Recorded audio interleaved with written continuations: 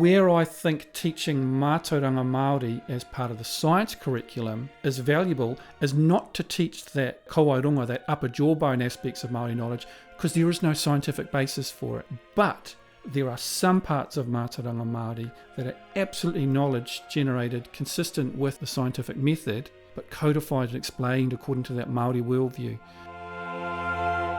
Welcome to the Shape of Dialogue. Today I have a very special guest, Professor Daniel Hikuroa. Welcome, Daniel. Oh, kia ora, Michael, and thank you. Yeah, it's absolutely fantastic to have you on the podcast. And fantastic is an often overused word, but it seriously is fantastic. So that's great. Oh, ngā mihi, thank you. Yeah. Now, we are going to talk today about Mtauranga Māori, which, correct me if I'm wrong, is traditional Māori knowledge. Yeah, it's the knowledge, but it's also the values, and it's also the practices, and it's also the rituals, and it includes the culture, and explained within a Māori worldview. Yeah. And we're going to talk about science and the relationship between Mtauranga Māori and science. Yes, absolutely. Yeah. You know, looking at those two different ways of knowing, Yep. and then seeing how they're similar and seeing how they're different. Great. Well, to start, can you tell us about yourself? Yeah, of and course. Introduce yourself, and you're welcome to do it in Māori if you want. Oh, ka pai. Yeah, that'd be great.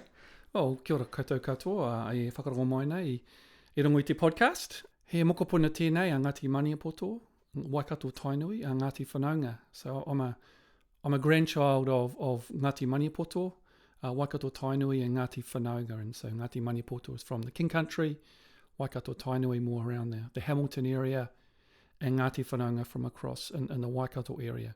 And that's on my taha Māori, on my taha Pākehā. I'm Irish, Welsh, British, Scottish, and American, but of course I'm 100% New Zealander. Great. Well, as I always say, and I hope you don't take offence because I include myself in this, we're all mongrels. I think in the truest sense of the word, we absolutely are. Yeah. Which is a great thing. So can you tell us about your journey, where you started from and what you've done and where you are now? Yes, absolutely. I grew up in a more or less Pākehā way. In Pākehā, in the New Zealand context, we have Māori who are the indigenous peoples and Pākehā who are not the indigenous peoples. There's a misconception that Pākehā is a derogatory term, that it may have been used in a derogatory way by some people, but actually the meaning of the word was just to differentiate between two different peoples. And so when I say I grew up in a Pākehā family, it meant I wasn't connected to mā marae, my ancestral land. I wasn't connected to the mātauranga, the knowledge. I didn't grow up doing those cultural practices. And going through high school, interested in science, interested in understanding landscape, the world, how it worked, shells, feathers, volcanoes, earthquakes, rock pools. So science was a natural choice for me to go to university, where I attained a degree that followed with a master's, and then ultimately I gained a doctorate in geology. And it was during the doctorate part of my university studies where I encountered, in a really meaningful way, Mātauranga for the first time.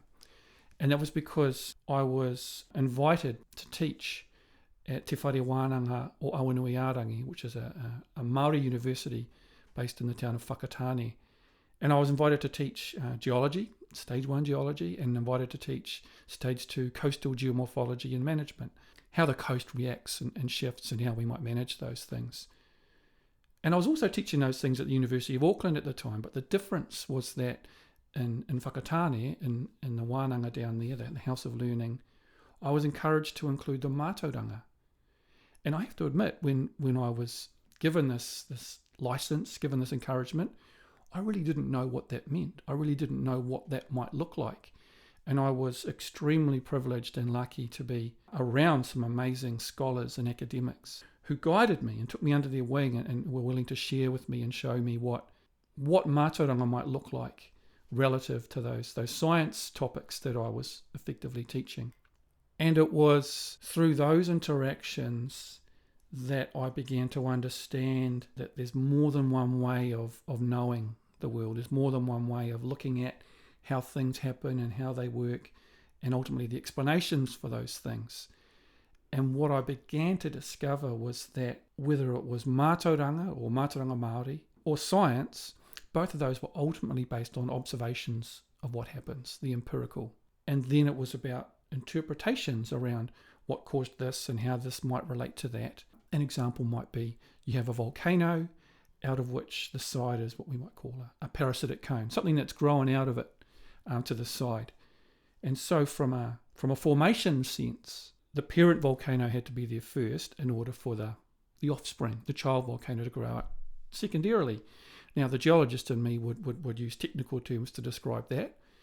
I discovered that there is some Mātauranga about that volcano that talks about the original volcano being the parent and the parasitic cone being the child.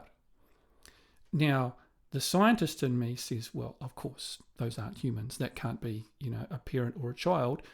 But the interpretation that one had to be there and the other grew from that still made perfect sense to me. And so I began to understand that although we were looking at the same thing and we were interpreting how things related to one another the same way, ultimately, when we came to explain and understand it, is when we invoked a worldview. And so a Māori worldview, is that we're linked with the world. Sorry, can you define what you mean by worldview? Yeah, a worldview is something we all have.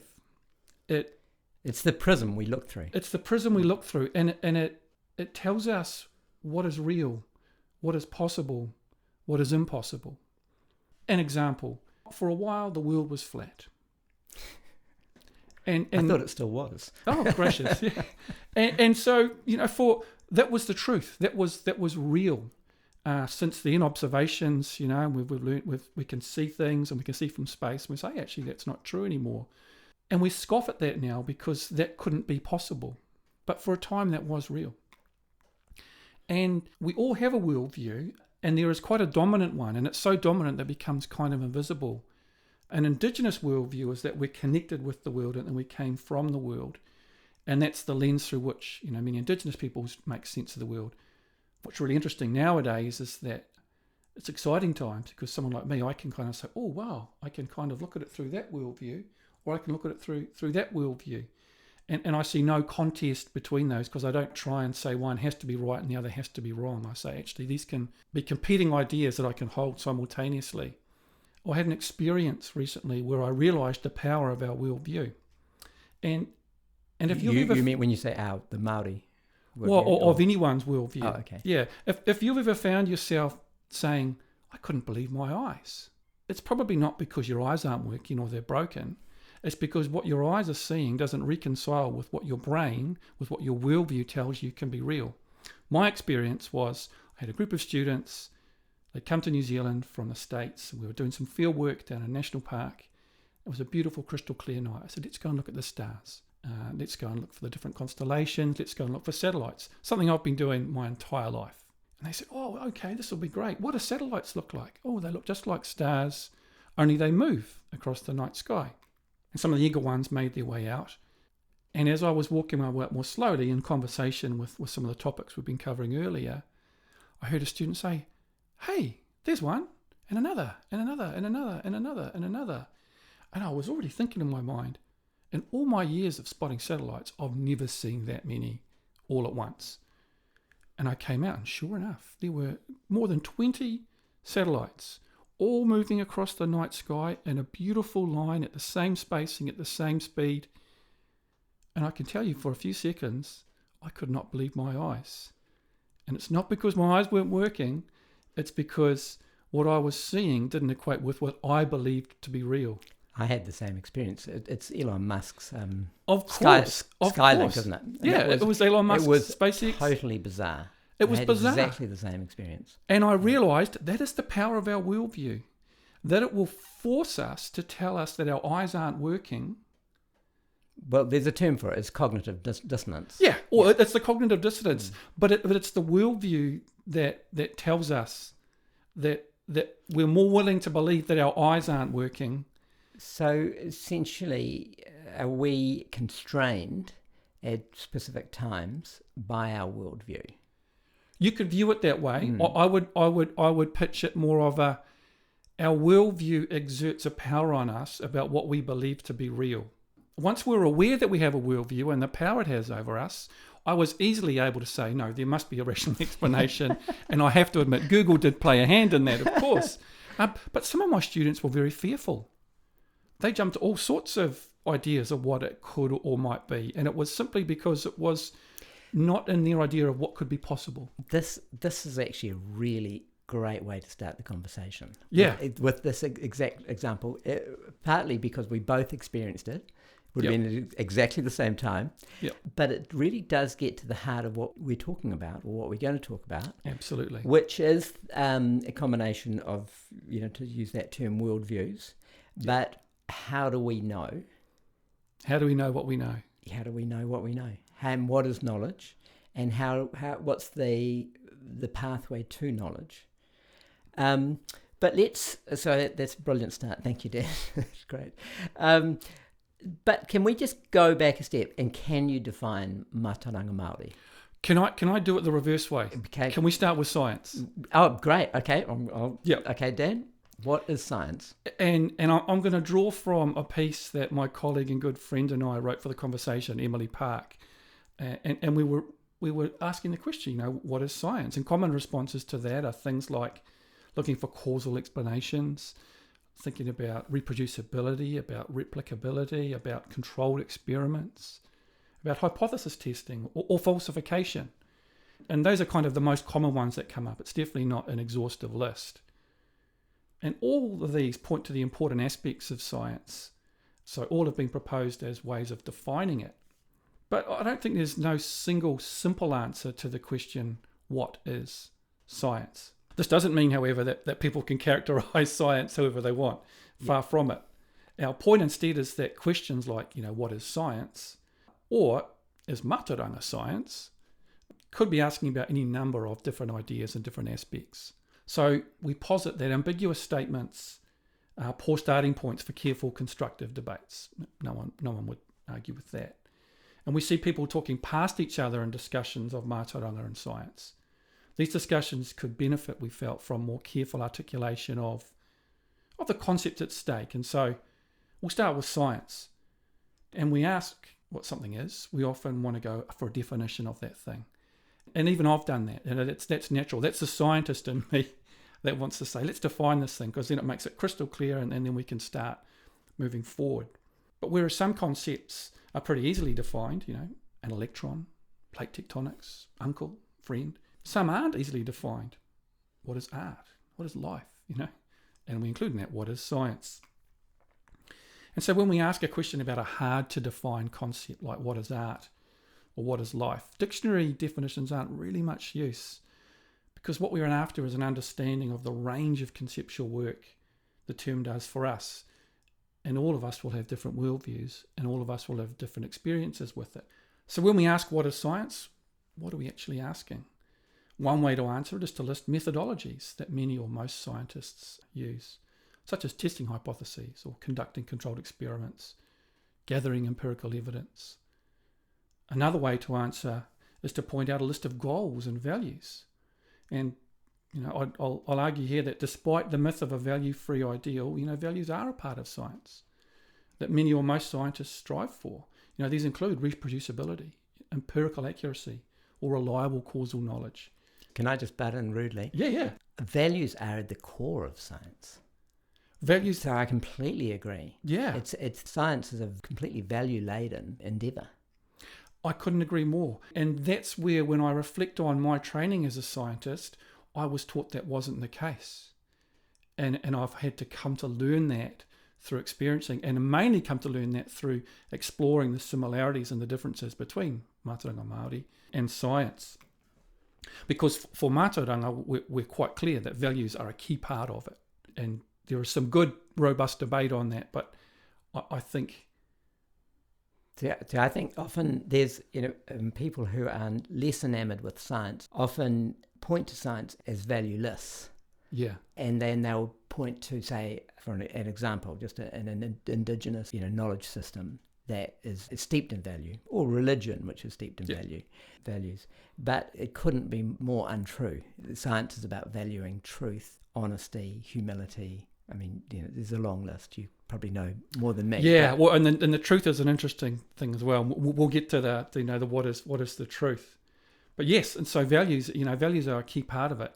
And where I think maybe in our teaching of science, I think if we're honest about that, I think it's better for people who become scientists, and it's better for society to be able to understand what science is, and more importantly, what it is not, and therefore what it can do and what it can't do.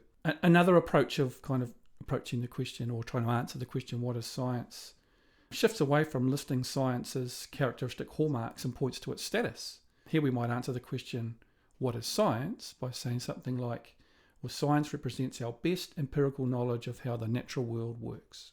It's knowledge that's been generated that we can rely on, that we can have confidence in. And so any of those answers about what is science can be framed generically. And we can talk about science universally as a set of methodologies, like I mentioned earlier, as the values anyone can strive for, or status, or any body of knowledge that we can generate at a given time in a given domain.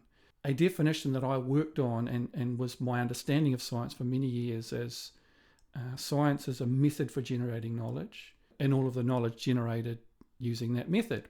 And it's through discussions with philosophers, with people like Emily, that I've come to broaden my understanding of what science is. And I recognise that that's a very methodological view of what science is, and it reflects my training. And my training impacts and informs my worldview. Just if I can reiterate, so your initial training taught you that science is a set of methodologies to find the truth, or Yes. to build knowledge Yes. about the world. Where are you now? Because I sense there's a turn or an evolution. Yeah, and I think, well, actually, it's interesting because as a geologist, we didn't really talk about truth at all. And my training in the sciences, and particularly in geology, was never about truth. It was about producing reliable knowledge. That, I think, was what we were striving for. Is this reliable knowledge that we're generating? And so you would set out your method to say, this is what I did. This is the data we found. This is the way I've interpreted it. Yeah. Here's what I'm saying. Also, if I can just add here, when we use words like truth and reliable knowledge, at the core of science is that all knowledge is provisional. You can spend your whole life and come up with, in inverted commas, the truth or reliable knowledge or whatever term. You can die, and then the next generation discovers that you're completely wrong. Absolutely. Or that, the aspects of what you said discovered were right and aspects were wrong, because we're all mere humans. Yeah. And that's what I've come to learn about science, is that science is all provisional. It's not about certainty. It's about reducing uncertainty. I think it was Kuhn who said that science can never give us the question to ultimate reality. And that, I think one of his eureka moments was when he was... Sorry, this is Kuhn, did you say? Thomas Kuhn. Thomas Kuhn, yeah. So when he was... Just say who Thomas Kuhn is. Oh, Thomas Kuhn is renowned as a philosopher of science for, I've forgotten the name of his seminal book from the 60s. But basically he came up with the concept of paradigm shifts in science. Yeah. Paradigm shifts in science, and that he disagreed with Popper about science is about falsification. And the main reason, and this is an interesting alignment with the intersection between Mātauranga and science, was that when he was thinking about Aristotle and his understanding of physics and using words like motion, Kuhn was looking at motion through a contemporary definition of the word, and he realised that Aristotle was using motion and what motion meant when he was alive, and that they were similar but slightly different things.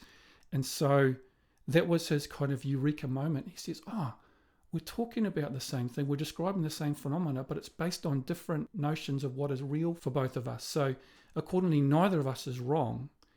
And the approach for science is maybe not about trying to prove people wrong, but trying to have the most reliable answer for the information we have at our fingertips. Sort of the same thing, though. Sort of the if same I thing. say X and you say Y, and Y is actually correct, you sort of do want to prove me wrong. Yeah, well... Because, there's the egotistical aspect of it that all humans buy into, of winning the game. But also, my understanding of science and scientists, they are actually just seeking the truth. And so, in a sense, if you prove me wrong, we both win. That's what I find. It's so beautiful about the science. Again, going back to values, so beautiful about the scientific method is that, in fact, not only do you and I win, but the other 7 billion people also win. Yeah, and I think where I've never really focused so much on truth in my scholarship and thinking about this is because truth is so worldview driven. And reliable knowledge, and maybe this is kind of I'm naturally more a practical person than a kind of an intellectual person or a philosophical person. So if it's reliable knowledge, it's going to help me and inform me about how the world works and how I might anticipate to see this or that, or not anticipate to see this or that, or explain things I'm seeing occur. That's what I seek. If that therefore becomes the truth, then kapai, that's all good. And it's interesting. Kapai, just for the... Yeah, also kapai means kind of, that's fine. For the international people. Yeah. Okay, that means great. Yeah, good. Great. Yeah. And I think it's interesting, particularly in geology, which is my core discipline, and that things like plate tectonics, plate tectonics wasn't true for so long. In fact, Well, no, see, I'm going to disagree with you here. Plate tectonic has been true since the birth of this planet, but we didn't know about it. And it's okay. So this is where I'm probably going to disagree with you on. I'm not 100% up on speed on Kuhn, but what I have imbibed, I'm not sure if I 100% agree. But yeah, plate tectonics has always existed. It's just we didn't know about it. Yeah. So I'll reframe that then as said the explanation we have come up to explain the observations we see of the tectonic plates moving around the Earth is the theory of plate tectonics. So absolutely, that physical process has been happening since the crust cooled enough to form continents. The term for it and the phrasing of it is a more recent thing. The point I was making is there are papers published in Science and in Nature saying that plate tectonics is not real. You mean currently or back in the day? back in the 50s and 60s. Right. There are scientific articles published that says plate tectonics cannot be real. And your point is true, is that the physical process of it had been happening all that time. This is where the kind of the ego comes in and the human mind comes in, is because our understanding and appreciation of those physical processes wasn't up to speed with how those processes actually occurred. So you're absolutely right. Another way of putting that is what we thought was wrong. What we thought was wrong. The world wasn't flat after all. Plate tectonics does explain as a theory why these things happen. And that hence becomes the truth. Until unless... sorry, can I just add the provisional truth? The provisional truth. Because some people, again, people who are not enamored by science, will say, nothing's true, and it's, postmodernist attitude to truth. But in a sense, everything is provisionally true until it's proven wrong. Yeah, that is the strength of science, is that it's a really great method for trying to determine whether something is, reliable and it's falsifiable, and hence we can just define that term, because there will be some people who won't know what falsifiability is. It's the idea that you can only say something is true if you can disprove it. So God is the perfect example. If I say there's a God, neither you and I can disprove that. Where if I say the moon orbits the Earth, we can either prove it or disprove it. Exactly. Yeah. There's a mechanism for us to be able to determine whether that's true or not. Yeah. Yeah. So science, it's a great way of generating knowledge. It's a great way of generating reliable knowledge. And of trying to reach for the truth. So Mātauranga Māori. What does Mātauranga mean? Mātauranga Māori is a term that's been used recently, meaning the knowledge, the culture, the values, the worldview of the Māori people. And so some would argue that Mātauranga Māori is a bit of a tautology. Mātauranga would be the right word, assuming so because it's a Māori word, and hence you imply that it's Māori knowledge. But does Mātauranga have a meaning? Yeah, it means the knowledge, the culture, the values, right. So that's just what you said. Worldview. Yeah. I need to listen better. And I need to be clear, though, that it's not a modern word, prior to, contact with other peoples from around the world, there wouldn't have been a word for it because you didn't need to have a word for it. And so it was a word that was, as best we understand, generated to describe that body of knowledge, inclusive of culture, values, and worldview. It's got Polynesian origins. It came with us. Aspects of the knowledge came with us. Aspects of methods to generate the knowledge came with us from Polynesia.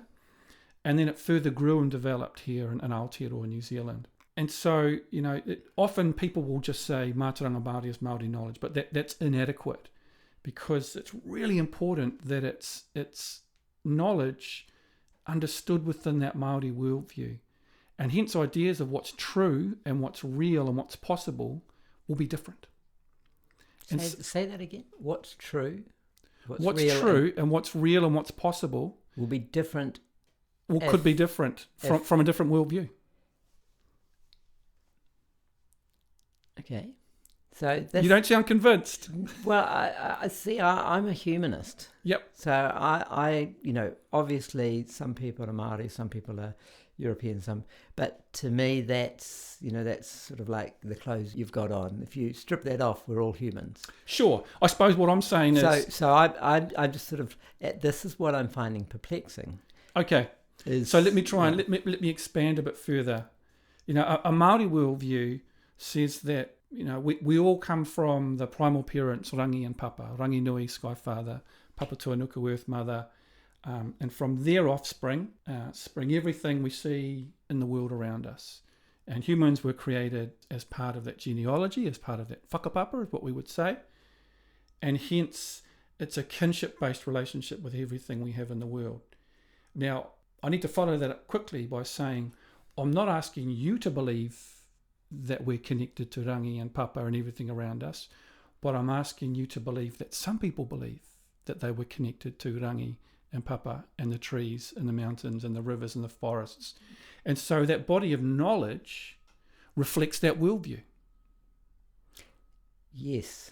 See, the funny thing is, so just to go back a step, so there's the mythology of Rangi and Papa, and again, all peoples have the creation stories are everywhere. That is actually just part of our thirst for finding out about and explaining about the world. Yep. I'm not asking the listener. I'm asking you, Michael, the interviewer, or the listener, to say you need to believe this. What I'm asking you to accept is that some people believe this, and hence the way that they explain and make sense of the world, it means different things can be real. It means that... See, that's where I'm going to disagree with you, because I think there's just a given that we all people think differently and have different belief systems. Like, for example, someone can believe in God, or someone can believe in the Christian God. I think religion's an interesting one. Someone can believe in Allah. A Jewish person believes in Yahweh. And then the Hindus believe in, I think there's 200 gods. Or then the Greeks, there's a pantheon of gods, and the Romans. So they're all essentially mythological structures to working out what's going on in the world.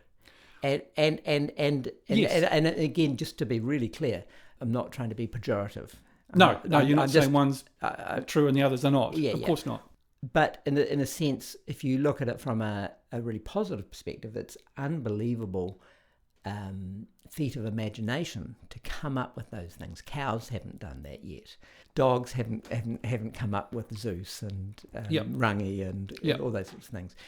But they are mythologies, which I think we can agree, which may have some connection with the, in inverted commas, real world, or the natural world, and some less so. So Zeus hurling thunderbolts down from Olympus was an explanation. Was a great explanation for the time. What else were they going to say? But you and I think, can agree that's probably not what happened. But also you and I probably agree that from a fictional, imaginative point of view, what a great idea. So what I think was interesting about what you were saying before about Rangi and Papa, and essentially you said it's a kin-based epistemology, essentially. Yep. The thing is, I mean, I'm a keen follower of Richard Dawkins. Yes. And one of the best lines I think of all time, one of my favourite lines is, "We're all Africans." Right, so we all come. Well, this is what the science is telling us at the moment. Yep. So let's just assume that is true. That's provisional truth. So you're an African, I'm an African, right? So, and you're related to me, I'm related to you, and we're both related to cauliflowers. Yep. Right. So there's this wonderful illustration of the relationships, the connectivity between all our genealogies. And, you know, it's something like, I can't remember what it was, but it's something crazy like we're more related to cauliflower than we are to crabs or something. I can't remember what it was, but it was quite funny. But it's scientifically true. Now, to me, that is just the same thing. There's a resonance between those two statements. There is. And, so what pre-scientific people or pre-scientific thinking, and again, for all the Twitter trolls out there, whenever I say something like pre-scientific, it is not disparaging, it's not a pejorative, it's not negative, it is just a statement of fact. There were pre-scientific English, there were pre-scientific Māori. So for pre-scientific people, the stories they told may or may not map onto scientific reality. And there's a degree of chance there, or a degree of just things are able to be worked out from the mythological armchair. So my question then is, what definition of science are you using in your what is pre-scientific? A long time ago, I was really into Alison Gottlieb, who is an American, I think she's a psychologist. She studies babies. Basically, she says babies are scientists. Yeah, of course they are. Right. Cause and effect. If you look at the experiments, they learn and trial and error, blah, blah, blah, blah. And so, in a sense, we're all scientists. But from Francis Bacon on in the 17th century, all those guys, Galileo on, there was a point where the scientific method was instantiated, so it could be replicated, so it could be scaled, rather than just you and me being outside and we, come up with, whatever. So the scientific method, which has been instantiated, since Bacon and Galileo and onwards, I mean, you can argue, you can go back to Plato even, Plato and Aristotle or whatever.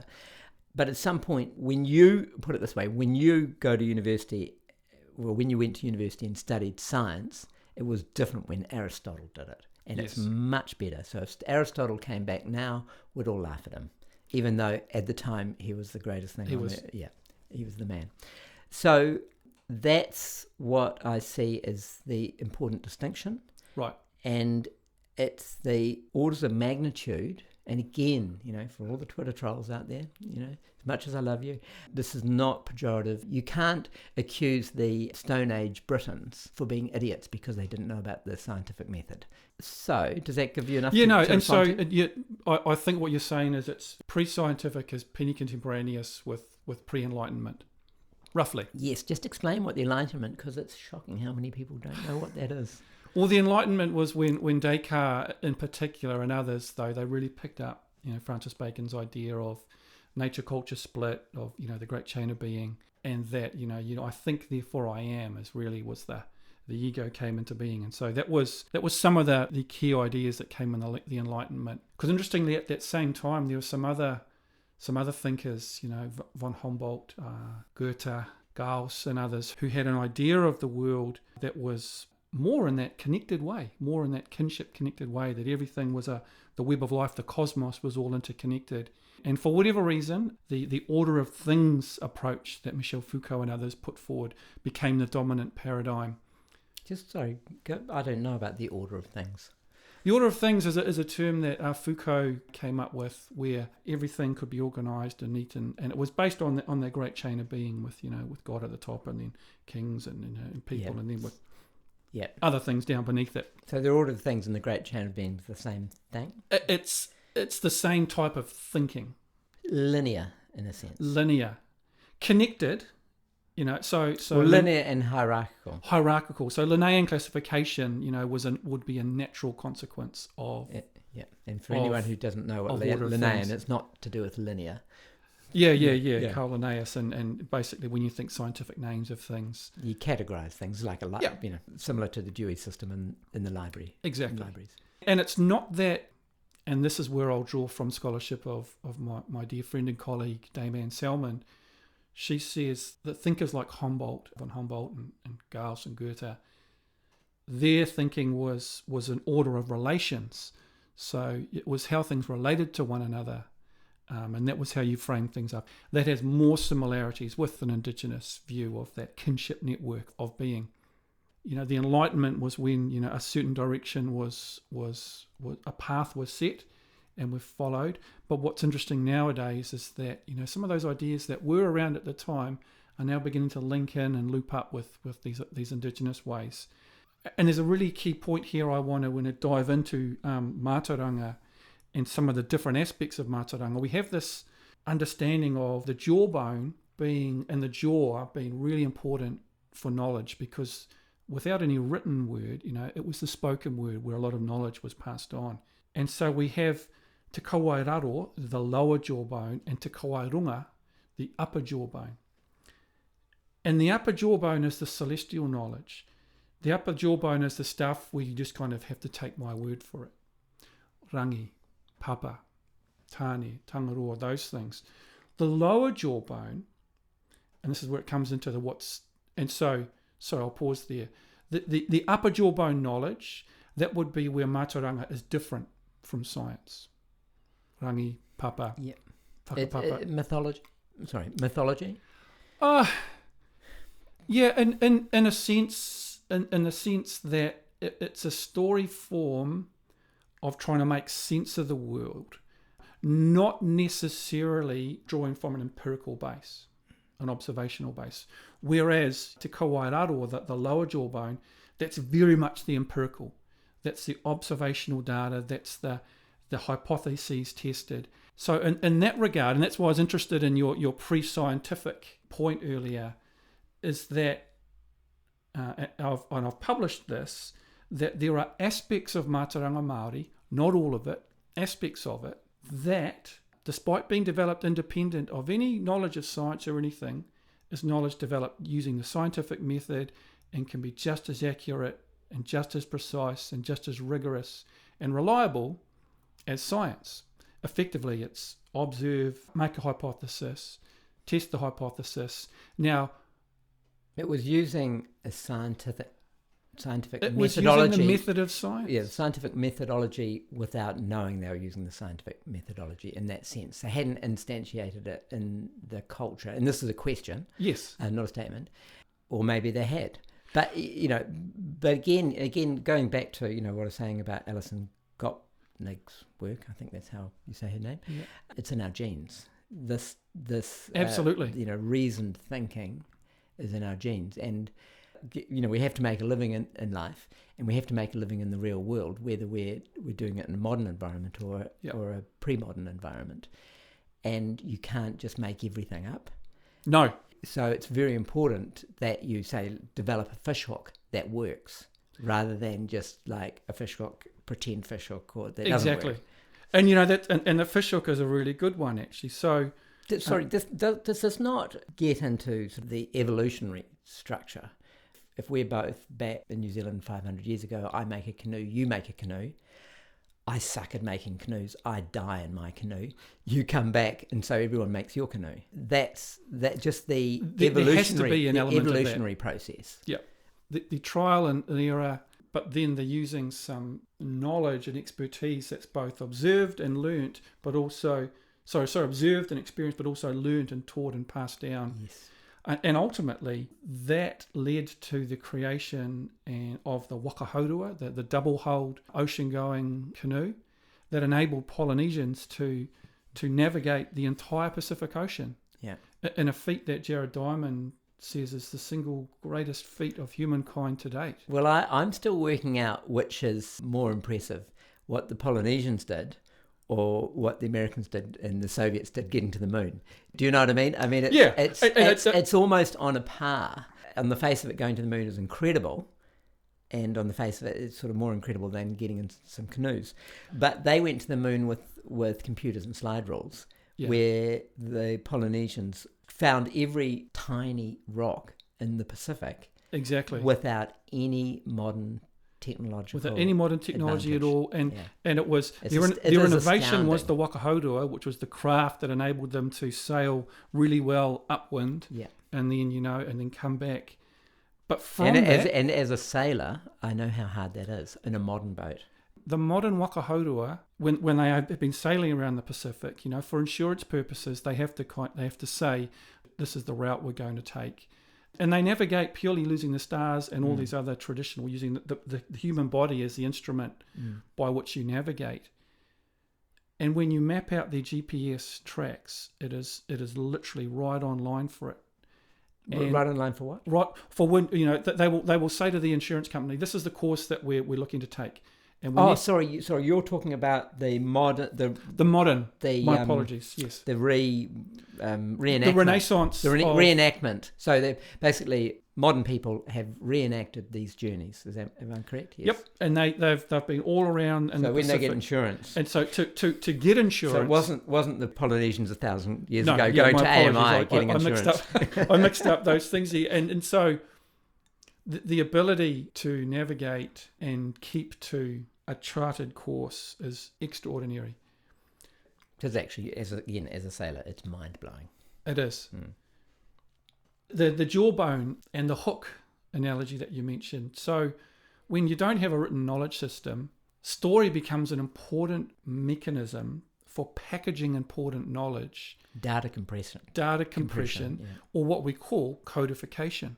Many myths, not all, many myths are codified forms of knowledge that incorporate important explanations and observations of natural phenomena.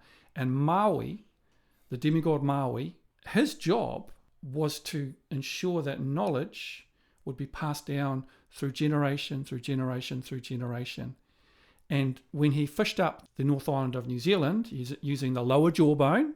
Can we have the Maori name for the North Island? So one of the names for the North Island of New Zealand is Te Ika a Maui, the fish of Maui. And he went out fishing with his brothers and they refused to give him any bait. And so he managed to he bloodied his nose and smeared that on it, put the jawbone down as his hook, and then fished up the North Island of New Zealand. As a scientist, I just look at that and I think that's nonsense. It's physically impossible for anyone to go out in a canoe and fish out a piece of land out of the ocean so it becomes land. And so using that frame of reference, using that worldview, I can dismiss that as being a fairy tale story. But I think that story is a codification to explain some observations that have been made. And let me share those observations. The central part of the North Island is covered with sedimentary rocks that were deposited in the bottom of a seafloor some 30 to 15 million years ago. And so you can wander around Taupo and Taumaranui, the central part of the North Island, and you find seashells. And you have to ask yourself, how come when I'm so far from the ocean and so far elevated, can there be seashells here? This must have been the sea floor at some stage. And so they needed an answer for that. So when you say they? So Māori needed to have an answer for that, an explanation for that. So you're actually made saying sense. that, when the Māori found a seashell in Taupo, in the middle of the North Island, a few hundred k's from the sea, they actually came up with an explanation. Is that what you're saying? I think, there's more to it. So I think the Maui story of fishing up the North Island, the observations, let me rephrase that. I think many of the legends of Maui are explanations for things that we see in the world around us, natural phenomena. And those are based on observations and then interpretations of how those things relate to one another. And then you plug in a Māori worldview and you come up with Maui as the causative agent for it. And so there was an observation of ancient seafloors that were now in the middle of the island. There is another jawbone of Maui. There was another fishhook of Maui, Te Mātauranga Maui, which is in the heavens. And that is the constellation of Scorpius. In the northern hemisphere, they see it as the body and the tail. In the southern hemisphere, the tail, the body comes down and the tail hooks around as if it's a giant hook in the sky. And those navigators, when they were in their Waka Horua, their double-hulled canoes, they would set off from, often the last stop for New Zealand was around the Cook Islands somewhere. Usually Rarotonga was the last point of departure to come to New Zealand.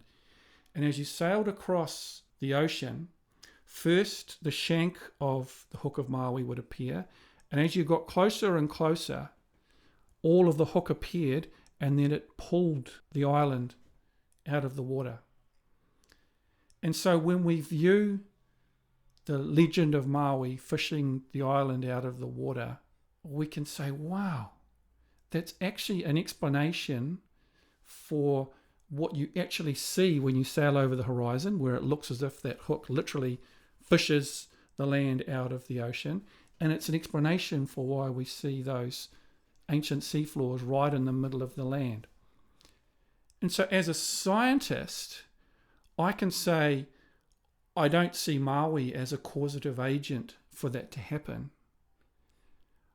But as a scientist, I also can understand that when you sail across the horizon, you have that effect. And then when we go to those sedimentary rocks, we find ancient seafloors on the land. And so when it comes to codifying the knowledge, it's only at that last step. As a geologist, I would go and see sedimentary rocks and say, this used to be underwater. Now it's not underwater. It's been lifted out of the ocean, or the ocean has dropped. And of course, plate tectonics is a causative agent. But from a Māori worldview, we would say, that's Maui who did that. A rose by another name would smell as sweet. Is that what you're saying?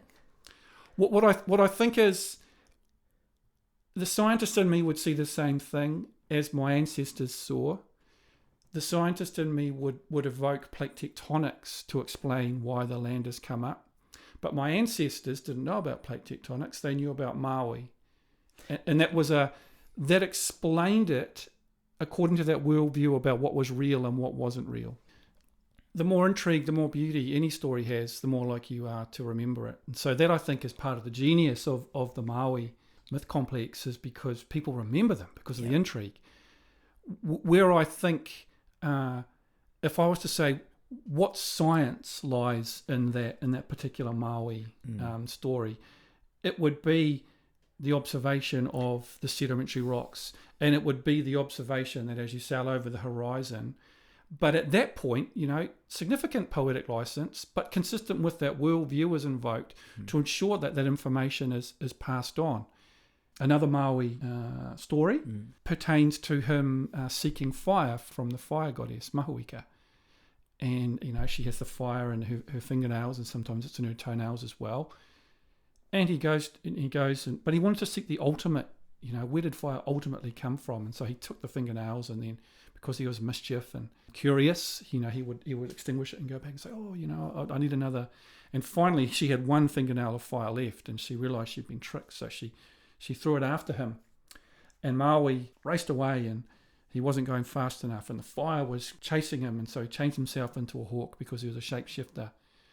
And even that wasn't quite quick enough, and his tail feathers were singed, as he flew off. But as the fire was making its way after Maui, it sought refuge because it was beginning to exhaust itself. It sought refuge in some of the trees. And some of the trees says, yes, you can come in, reside within me.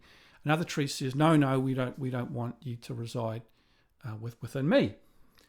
And of the main trees that accepted the fire, those are the main ones that you use for the fire making method of the itch and the something else. You have a harder wood on the bottom, and you have a softer one, and you work them together.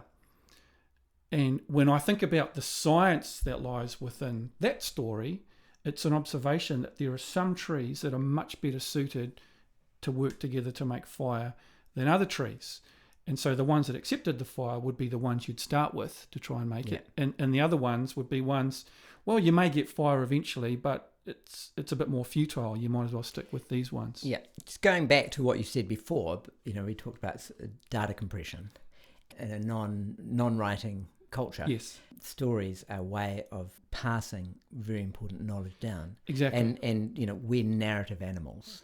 We are. Yeah, narrative is so important to how we think. That knowledge. So it's a very clever way of. This is what you're saying. Is this the question? Is this what you're saying? It's a very clever way of passing on real world knowledge in narrative form.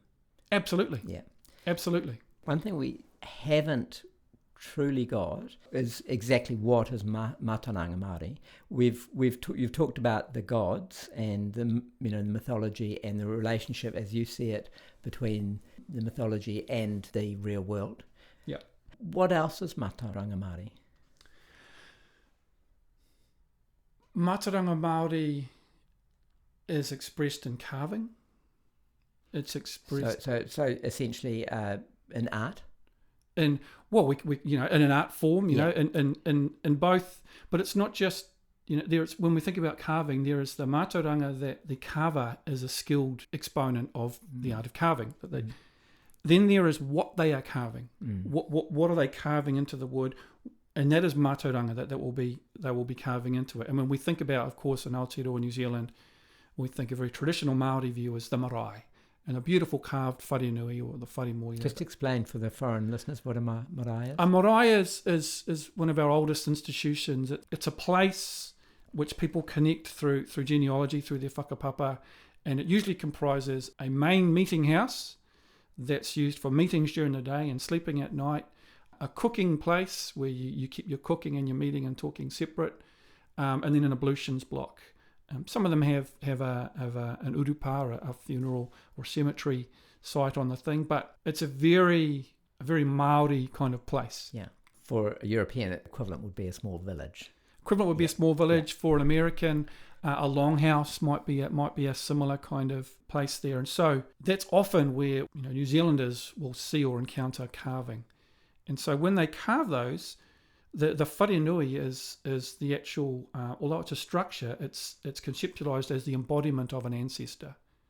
And so you have a head up the top, the teko, that's the ancestor after whom the house is named, and then we have the central backbone, the tāhuhu, and then we have the main supporting post in the middle, the potoko manua, the beating heart.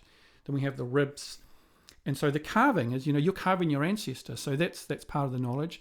And they will often carve the tattoos that their ancestors had onto their faces. The carver has knowledge, like the skill. They are carving in knowledge of a person.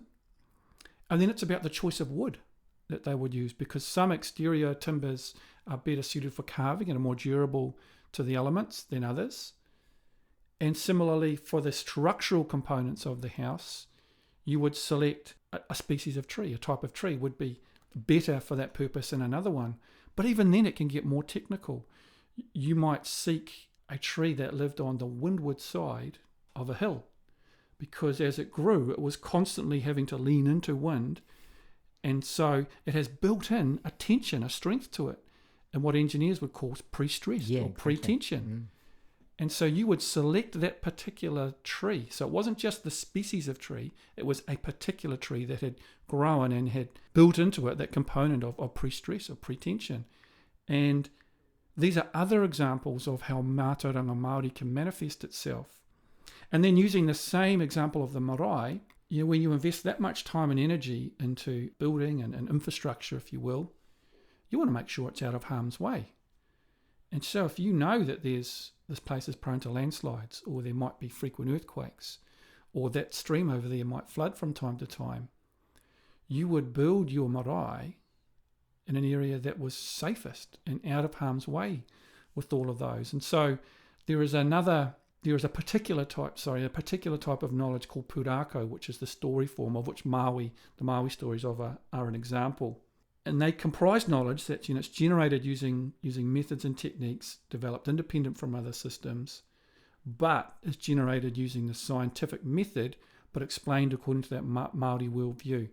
And so I know an example of a story of a taniwha. Now, a taniwha, for our international listeners or people who may have never heard of it, is a mythical creature or being often associated with hazard, with danger. And, you hear about a taniwha, it's like, oh, you need to be wary. Sort of a bit like a troll.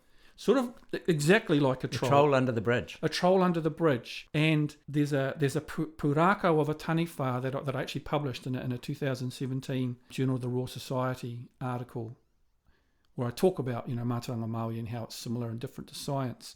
And in this one, it talks about a taniwha in the form of a lizard living in a river. And it talks about the lizard having a sinuous body and having its arms and legs kind of coming out, 90 degrees from it. And the danger part of this particular pūrākau, of this tale, of this myth, effectively says, beware the flicking tail of the lizard. And it talks about the lizard, for the most part, was benign and just lay in the landscape. But from time to time, for various reasons, it would become upset and it would flick its tail back and forth. Now, once again, as a scientist, I'd go and try and prove this. Is this true or false? I'm going looking for a lizard that's kilometres long. Well, I don't know of any lizard that's kilometres long. So I can start proving it false at that point. You haven't looked hard enough. Exactly. But instead, if I say, actually, what are the observations that have led to this explanation of it being a taniwha in the form of a lizard? And we look at the geology and we see that there's an uplifted block of strata and that the river has cut its way down through it. And that when you look at it in an aerial photograph, it's a beautiful sinuosity, just like you would see in any lizard or a gecko when they walk along in that wonderful kind of sideways-esque kind of sinusoidal fashion. So, okay, I can understand why you might relate that with the body of a lizard. And then all of the tributaries come in orthogonal to it, 90 degrees to the main channel. Very similar to the way in which the limbs of a lizard are attached at that orthogonal way.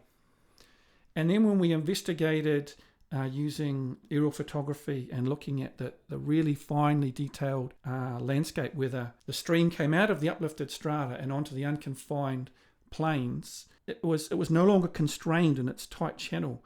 And so just like, if you turn a hose on full bore, the hose will flick back and forth, and that's similar to what happens with streams when they come out from a confined channel, that when the pressure comes on during a flood, it will start to sweep. And through time, if you'd had a camera and a time-lapse photograph through probably hundreds of years, you would see that whenever the stream flooded, it would burst its banks and shift.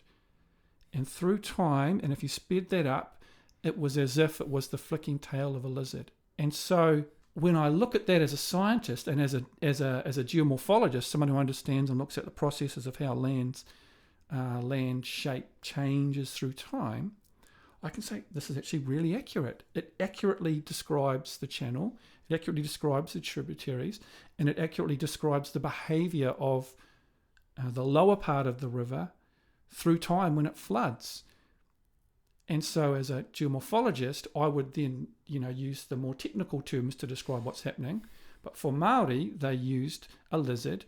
And what's interesting there when is... you say you actually mean pre-scientific Māori. Is that what you mean? Well, because you're Māori. Yeah, I I think my argument is that... or do you mean currently? I'll finish the story and I'll come back to that. Yep. And so the presence of the taniwha takes it further than what I would just observe as a geomorphologist, because it serves as the disaster risk reduction policy. So that story of that taniwha is both the policy and the evidence. So is this correct? If there's a taniwha, we should actually take, in a body of water or wherever, yep, we should actually take notice, because there could be embedded knowledge. So how I read what you're saying is, there's, going back to evolution, there's pre-scientific people were not stupid. They had to be very clever. Yep. And to use, rationality, trial and error, empirical testing to get through life, to learn things. So you're saying there's this weight of evolutionary knowledge which is not not codified in a scientific way, but it's, in a sense, it's codified in a mythological way. And we need to take note of that, and there could be valuable information in there. And most oftentimes, with a taniwha, there will be valuable information, and it will be empirical information. Yeah. And so that's where... Can I? Yeah, sorry. No, it's all right. But just to also remind, a few months ago, we watched this program on the statues on Easter Island. Oh, yeah.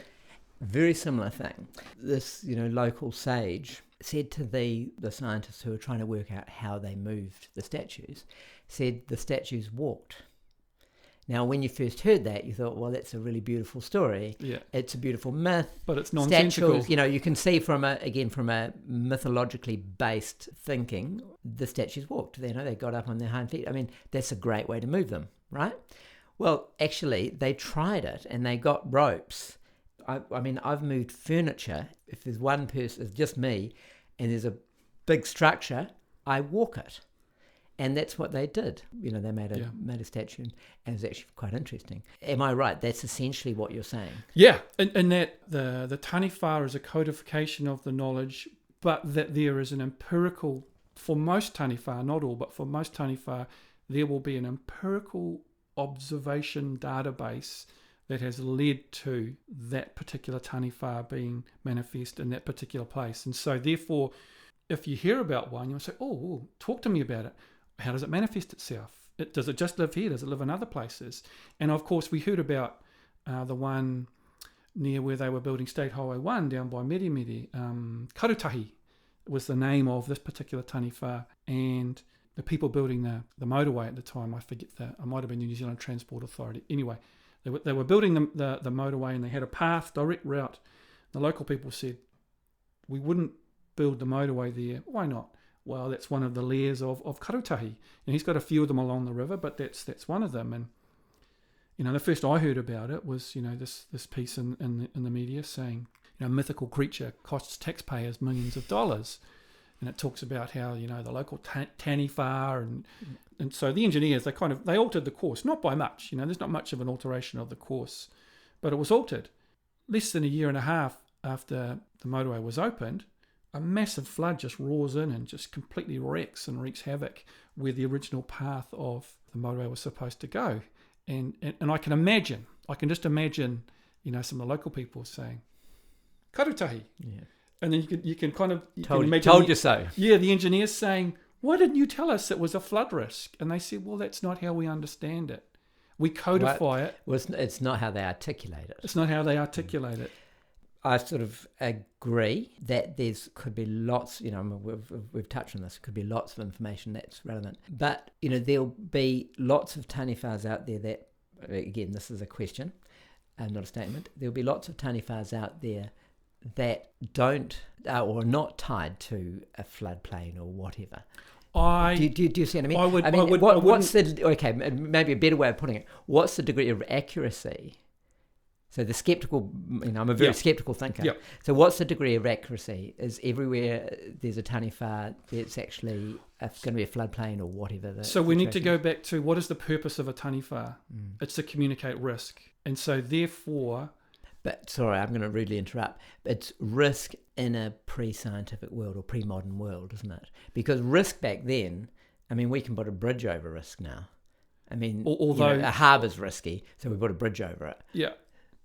To be constrained by a pre-modern methodology, which is, fantastic, valid, and all that sort of thing. Again, I think we'd be put in another context. I think it would be not that smart genuflecting to Aristotle, 10 times a day, and saying, well, Aristotle said, flies had 15 legs, or whatever he said, so therefore flies had 15 legs, So don't we move on as a species in terms of our knowledge, regardless of where that knowledge comes from? I think we disregard all that knowledge at our peril. Right. However, I don't think we should necessarily, though, accept it outright, particularly because a lot of it's encoded. And if we don't know how to decode it, then we might decode it wrong. And I'll go back to my original point that if the purpose of taniwha was to communicate risk and that was to keep people safe, then it was devised for a purpose. And so then we can think about falsification. What's the point of falsifying something like that? I don't see much point in falsifying a taniwha when its purpose is to keep people safe. But don't we want to falsify everything? That's how I think. I want to falsify everything because that's... Well, I do. I want to falsify even that statement. Yeah, well, I want to falsify falsibility. Nice. I have a slightly different approach, but seriously, well, if I can just go on that, because that way is falsifiability is the best way of trying to get round our human foibles, our weaknesses, our cognitive biases. Yeah, but Kuhn also had his, he said that aspiration for falsifiability played too much on the ego and not enough on the science. Well, I disagree with that, actually. Yeah, I'm not with Kuhn on that, but I'm just a not humble everyone's music with Kuhn, teacher, and not everyone's with Popper. I think it's a helpful debate that we may not actually land on an answer of. As we wrap up, I think I will contest this idea of pre-scientific, because I would posit that some of that knowledge that would be kind of pre-scientific according to the definition that you've given is nevertheless information that's been generated using the scientific method, and it's been based on empirical observation, and it's been tested through time and proven to be correct every time. And so that information is falsifiable. Now, we need to be clear that to falsify, say, the story of the taniwha and the lizard, we wouldn't go looking for a lizard. What we would look to go and see is the shape of the river sinuous like a lizard? Yes. Does the river continue to shift its banks when it floods? Yes, it did, like in 2005. And so I think that information, in particular, is falsifiable. And so I don't find the pre-scientific framing helpful in this conversation. It makes sense in others. Well, can I just qualify that? Yeah. I mean, I'm just, pre-scientific. It's, I always say language is a terrible medium for communication. So if it's, for want of a better word, pre-scientific, it's just a demarcation, say from Galileo afterwards, Galileo before. Yeah. Or it's just essentially, we discussed, that babies are scientific. Yeah. We're all scientific. And I agree with that. It's just a better, the scientific method is this is a statement, not a question, is the best way we have to determine what's actually outside of ourselves. I agree. Yeah. And my add-on would be that... And again, I have more respect for pre-scientific people than I do for post-scientific people. Because if you and I were thrown back in Stone Age England, we'd be dead in 3 minutes. We wouldn't last a moment. And I suppose, and I agree with that. And what I would say is there's a direct connect between Aristotle and his way of thinking through to the Bacons and the Descartes and the Humboldts, and the Newtons, and even the Rutherfords, let's say. All I'm saying is this body of knowledge was developed independently of that. So it's hard to put a time frame on. This body of knowledge you're talking about? Māori knowledge was developed independent of all those ways of knowing, but using the same method. But by human animals. Yeah. Do you know what I mean? Just like Newton was a human animal. Yeah. And Māori is a human. So how I look at it is our biology is the same. Absolutely. You've just got better skin than me. And you're better looking. So well, that is pure chance. And you're probably smarter too. So we're all human. Yes. We've just got different coloured skins and slightly different phenotypes. But, under the skin, the genes are the same. So from our biology emerges a psychology, which emerges technology. Yes. So whether X culture or Y culture or Z culture, that forms a body of knowledge, it's irrelevant. It's just, to me, it's just knowledge. And we need to pay respect to it to some degree, and also we need to be skeptical of it to some degree. That's how I look at it. Yeah, and when it comes to relying on knowledge as evidence for decision making and things, we absolutely need to be able to probe veracity of all knowledges. I'm completely with you on that. And I think where I think teaching Mtauranga Māori as part of the science curriculum is valuable is not to teach that kawairunga, that upper jawbone aspects of Māori knowledge, because there is no scientific basis for it. But there are some parts of Mtauranga Māori that are absolutely knowledge generated consistent with the scientific method, but codified and explained according to that Māori worldview. So therefore, when we're teaching our next generations of New Zealanders through schools, through universities, if we can show them the philosophy of science and how knowledge is codified in different ways, but then get them to work backwards to what were those original observations? which led to the stories of Maui? What were those original observations which led to the taniwha being invoked? To explain them, I believe our students will be better scientists because they will understand the nature of the scientific method and how to determine what is codified and what is falsifiable. Thank you very much for coming on the podcast, Dan. Yeah, kia ora, Michael. I've enjoyed this. Great.